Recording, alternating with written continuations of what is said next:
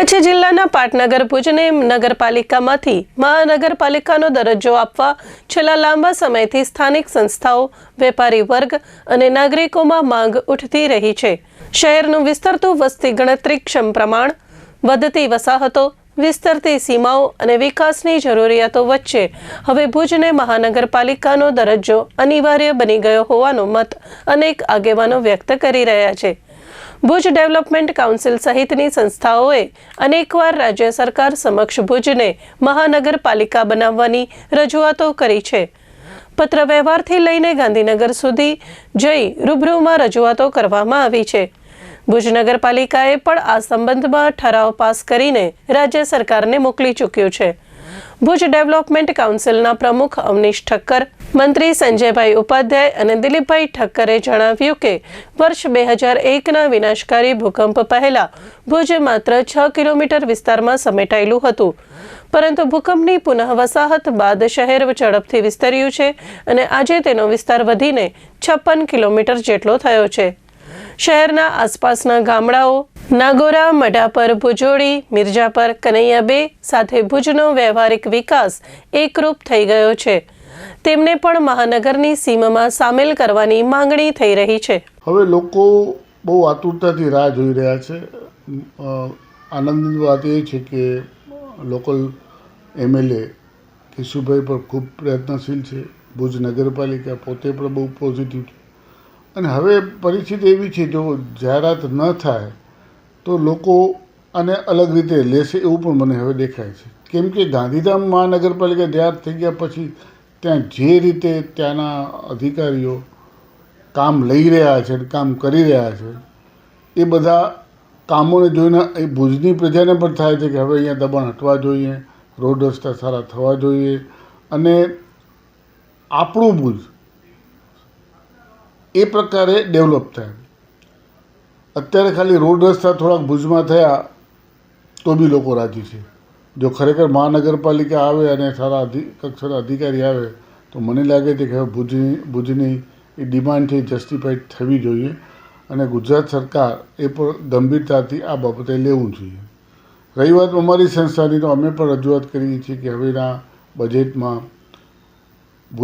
મહાનગરપાલિકા માટે થોડી રકમ ફાળવાય। આશા રાખીએ કે હવે ભુજને તુરંતમાં જ મહાનગરપાલિકા પ્રાપ્ત થશે। ખૂબ જ ફરક પડે સાહેબ। અત્યારે જીવંત દાખલો ગાંધીધામ મહાનગરપાલિકા છે। કેટલા બધા કામો માટે ગ્રાન્ટ ફાળવવામાં આવી છે। સફાઈ મુખ્ય મુદ્દો છે, ગટર એનાથી વિશેષ મુદ્દો છે। આ બધા માટે પ્રોપર અધિકારી આવે અને જો સરકાર ગ્રાન્ટ ફાળવે તો ભુજ ઉત્તમ ભુજ થાય। અને એક વસ્તુ નક્કી છે કે કચ્છનું વડું મથક કહી શકાય ભુજ છે। માનનીય મોદી સાહેબે કચ્છને આટલું હાઇલાઇટ કર્યું છે ને આટલી બધી કંપનીઓ આવે છે, એટલા બધા લોકો, નવી નવી કોલોનીઓ બને છે અને જો આ વસ્તુની ગંભીરતાથી નહીં લેવાય તો કદાચ ભુજ તૂટી પણ પડે પાછું। સિનિયર વકીલ ભરત ધોળકિયાએ જણાવ્યું કે રાજ્ય સરકારે અગાઉ ખાસ પરિસ્થિતિઓમાં ગાંધીનગર અને જૂનાગઢને મહાનગરપાલિકાનો દરજ્જો આપ્યો છે। તાજેતરમાં પૂર્વ કચ્છમાં ગાંધીધામને મહાનગરપાલિકાનો દરજ્જો મળ્યો છે, જ્યારે જિલ્લાનું મુખ્ય મથક ભુજ હજી નગરપાલિકા છે, ત્યારે પશ્ચિમ કચ્છના કેન્દ્ર ભુજને પણ આ દરજ્જો મળવો જ જોઈએ એમ તેઓએ જણાવ્યું।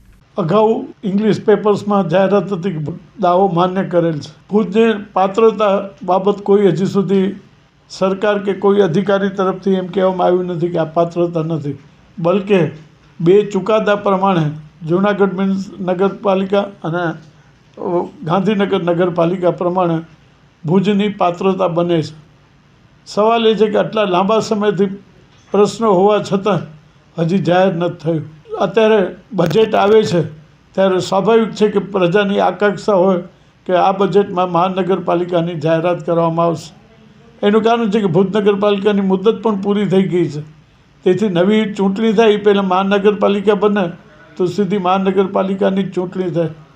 લોકોની અપેક્ષા છે, ન્યાયોચિત છે, પાત્રતા છે, નથી મળતી એ કમનસીબી છે। કારણ કે ભુજનો જે રીતે એરિયા છે, આપણે જોઈએ રતિયા, હરિપર, નાગોર, ભુજોડી, ત્યાં સુધી વિસ્તાર ડેવલપ થયેલ છે છતાં હજી નથી આપતા, એ એમ લાગે છે કે આપણી ક્યાંક ને ક્યાંક પ્રજાએ પણ હવે જાગૃત થવું જ પડશે. પ્રજાને જાગૃતતા નહીં હોય તો કોઈ વહીવટીતંત્ર દાદ નહીં આપે. ગાંધીધામની મહાનગરપાલિકાના ફાયદા દરરોજ આપણે છાપામાં વાંચીએ છીએ. પહેલું તો ચીફ ઓફિસર IAS ઓફિસર હશે. ગ્રાન્ટો મહાનગરપાલિકા પ્રમાણે મોટા પાયે મળશે. સિટીનું પ્લાનિંગ મહાનગરપાલિકા પ્રમાણે મોટું હશે. આપણે મહાનગરપાલિકા ન બને તો સિટીનું પ્લાનિંગ એટલું ડેવલપ થશે જ નહીં ને ભવિષ્યમાં મુશ્કેલી કરશે. એટલે મહાનગરપાલિકા બને તો પ્લાનિંગ પણ પ્રોપર થાય. અને એક ભુજની પાત્રતા છે તો શા માટે ન મળે? કાઉન્સિલના ઉપેન્દ્રભાઈ ઉપાધ્યાયના જણાવ્યા પ્રમાણે હાલ પાલિકા હોવાને કારણે અનેક ઇન્ફ્રાસ્ટ્રક્ચરલ કામોમાં મર્યાદા ઊભી થાય છે. મહાનગરપાલિકા બને તો કેન્દ્ર તથા રાજ્ય પાસેથી મોટા પાયે વિકાસ ગ્રાન્ટ, આધુનિક શહેરી યોજનાઓ, કોમ્પ્રિહેન્સિવ ટ્રાન્સપોર્ટ પ્લાન, વધુ સ્ટાફ અને ટેકનિકલ સુવિધાઓ ઉપલબ્ધ બને તેવું જણાવ્યું હતું.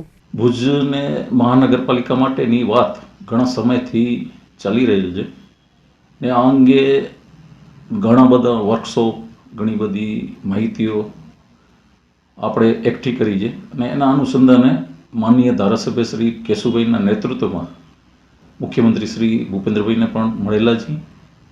મહાનગરપાલિકા થાય એક તો ભુજ એ પાટનગર છે, બીજું જે રીતે પ્રવાસન ક્ષેત્ર કચ્છમાં વધી રહ્યું છે એ રીતે મહાનગરપાલિકાની પણ જરૂરી છે. કારણ કે જે રીતે વિસ્તાર વધ્યા છે ભૂકંપ પછી, ભૂકંપની અંદર જે કોટ વિસ્તાર હતો એની બદલે અત્યારે 56 કિલોમીટર ને હવે 92 કિલોમીટરની આજુબાજુ જ્યારે વધી રહ્યું છે ભાડાની રીતે, ને મિર્જાપર, સુખપર, માનથાપર, ભુજોડી, છેક શેખપીર સુધી ને આ બાજુ રતિયા સુધી ને સુખપર સુધી જે રીતે ભુજનું ડેવલપમેન્ટ થઈ રહ્યું છે એ રીતે ગુજરાતની અંદર જે તાજેતરની અંદર જે મહાનગરપાલિકા જાહેર કરવામાં આવી એ રીતે મહાનગરપાલિકા ભુજને જરૂરી છે. મહાનગરપાલિકા થાય તો ભુજની નાગરિકોને ઘણી બધી માહિતીઓ જે મેળવી છે એ પ્રમાણે એ લોકોને સુવિધા પણ વધે, કમિશનર મળે, એ રીતે સ્ટાફ સેટઅપ આવે અને અત્યારે જે કંઈ નાની મોટી સમસ્યાઓ છે તે મહાનગરપાલિકાને લીધે જો મળે તો પૂર્ણ થાય. આ અંગે અવારનવાર વાત થઈ જે પ્રમાણે જૂનાગઢ અને ગાંધીનગરને પણ સ્પેશિયલ કેસ તરીકે જ્યારે મંજૂરી મળેલી છે એ તાજેતરમાં ગાંધીધામ, મોરબી અને ગુજરાતના અન્ય શહેરોને પણ મહાનગરપાલિકા જ્યારે ગુજરાત સરકારે આપેલી છે ત્યારે અમે ચોક્કસ આશાવાદી છીએ. ખાસ કરીને ગુડ ડેવલપમેન્ટ કાઉન્સિલ વતી માનનીય શ્રી ભરતભાઈ, અવનીશભાઈ, સંજયભાઈ અને અન્ય જે કંઈ અમે સભ્યો છીએ એના મારફતે આ વાતને આગળ વધારી છે ને બજેટ પહેલાં કદાચ જો મહાનગરપાલિકા જો મળી જાય તો એ ભુજન માટે સારું રહેશે. પ્રવાસીઓ પણ જે આવે છે એ પ્રવાસીઓને પણ જે એક છાપ લઈને જાય છે એને બદલે જો મહાનગરપાલિકા થાય તો જે રીતે હાલનામાં ગાંધીધામમાં જે રીતે ડેવલપમેન્ટ થઈ રહ્યું છે એ રીતે ભુજને પણ થાય. એક વાત એવી છે કે મહાનગરપાલિકા થશે તો કરવેરા વધશે, પણ આ કરવેરા વધે નહીં. કારણ કે મહાનગરપાલિકા પણ થશે તો એમાં ચૂંટાયેલા જ પ્રતિનિધિ હશે. કરવેરા જે કંઈ વધે અથવા તો જે કંઈ નિર્ણયો કરવાના એ મહાનગરપાલિકા હોય કે નગરપાલિકા હોય ચૂંટાયેલા પ્રતિનિધિઓ જ કરવાના હોય છે. એનામાં કેટલા કરવેરા રાખવા, કેટલા કરવેરા ઘટાડવા, વધારવા એ સંપૂર્ણ અધિકાર ચૂંટાયેલા પ્રતિનિધિનો હોય છે. ત્યારે એક વાત એવી છે કે ભારણ વધશે એ વાત પણ વ્યાજબી નથી.